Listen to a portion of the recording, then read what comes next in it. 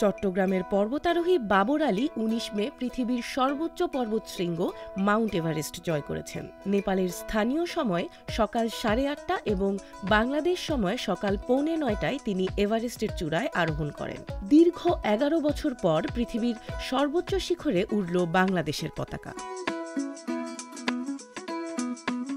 ২০১০ সাল থেকে ২০১৩ সালের মধ্যে ৫ জন বাংলাদেশি পর্বতারোহী ৬ বার মাউন্ট এভারেস্ট সামিট করেন। কিন্তু এরপরই এভারেস্ট অভিযানে নেমে আসে খরা।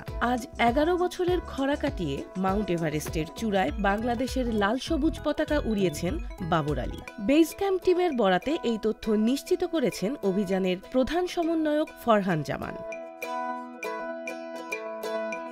পেশায় চিকিৎসক অভিযাত্রী বাবর আলী আজ বেস ক্যাম্প ৪-এ নেমে মাঝরাতে আবারও অভিযানে যাবেন। তার এই দ্বিতীয় অভিযান পরিচালিত হবে এভারেস্ট লাগোয়া পৃথিবীর চতুর্থ শীর্ষ পর্বত লোৎসেতে।